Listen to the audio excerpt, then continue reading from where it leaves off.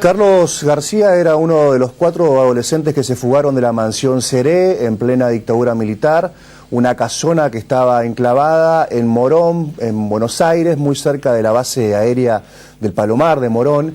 Estos 4 adolescentes fueron apenas 4 de tantos que pasaron por este centro clandestino de detención y que lograron fugarse. Entre ellos se destacó Claudio Tamburrini, que era conocido porque era el arquero, estudiaba filosofía y era el arquero de Almagro, también en provincia de Buenos Aires, y que tenía una incipiente popularidad dentro del fútbol argentino. La historia de estos 4 jóvenes fue llevada al cine por Adrián Caetano, estrenada la película en el 2006, se llamó Crónica de una fuga, tuvo como protagonista a Rodrigo de la Serna y a Pablo Echarri en el rol de Huguito, que era el jefe del centro clandestino de detención. Lo cierto es que un tiempo después de esta película, 5 o 6 años después de esta película, estuvo en Santa Fe Carlos García, uno de los 4 muchachos adolescentes que se escapó de la mansión Seré en plena dictadura militar. Luego se fue a vivir a Barcelona, estuvo allí 35 años y regresó al país para participar como testigo en las causas abiertas contra los represores de aquel momento. Hoy a la tarde lo entrevistamos en oportunidad de su visita a la ciudad de Santa Fe. Justamente se iba y organizado por expresos políticos, se proyectó la película Crónica de una fuga, que lo tuvo a Carlos García el Gallego como protagonista. Vamos a ver qué nos decía en la entrevista que tuvimos hoy.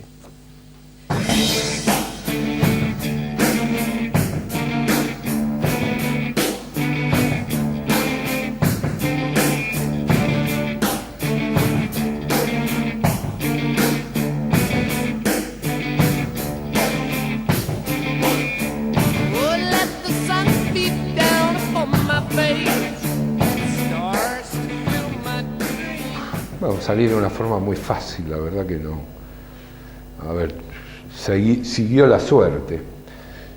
Yo salí, en casa se llevan todos los documentos, menos la cédula de identidad, y con la cédula de identidad me fui. Primero estuve refugiado cerca de 2 meses en la casa de una madrina mía, en Hurlingham, en la localidad de Hurlingham, y tenía que tramitar el pasaporte español.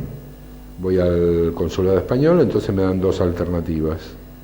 Una es asilarme en la embajada, que estaba llenísima de gente, con gente durmiendo hasta en los pasillos, sin fecha de salida, todos por el mismo motivo que yo, persecuciones, asilo político. Y la otra era, me hacían el pasaporte en el día y que me buscara yo la vida. Buscarme yo la vida era porque, al ser argentino y darme un pasaporte español, necesitaba un visado de la policía y tenía que pasarme por el departamento de policía para que me pusieran el visado, y evidentemente yo no iba a pasarme por el departamento de la policía. Entonces mi padre compró 2 pasajes en el Aliscafo que había entonces, que iba de Buenos Aires a Colonia, y con la cédula de identidad salí por el puerto de Buenos Aires, sin ningún tipo de control ni nada, salí perfectamente. Llegamos a Colonia, yo esperaba algún tipo de control de aduanas, porque yo ya sabía de la colaboración de los países, que luego con el correr de los años nos enteramos que se llamaba Plan Cóndor. Bueno, no pasó nada. Pasé yo, y cuando paso yo, después de que paso yo, 2 o 3 personas más atrás que yo miraban una lista, no sé, ya te digo yo que hubo mucha suerte. Bueno, pasamos una noche en Colonia, al día siguiente viajamos a Montevideo. En aquella época no había vuelos cada día a España, salía uno cada semana. Entonces había un vuelo el domingo ese siguiente que salía del aeropuerto Carrasco y volvía a Ezeiza, y tenía que permanecer 2 horas en Ezeiza. Y yo digo, 2 horas en Ezeiza, a mí me agarró la Fuerza Aérea, ni en pedo.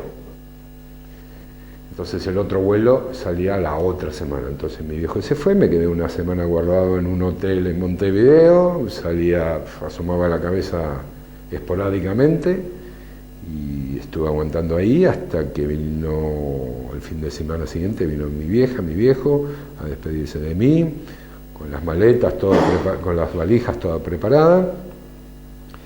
Y en el aeropuerto de Carrasco, en la salida, pasó lo mismo. Había una mujer policía que yo vi que estaba hablando con otra mujer policía que lo hacía el trabajo así muy alegremente, y yo le digo a mi viejo, me voy ya, faltaban yo qué sé, 2, 3 horas.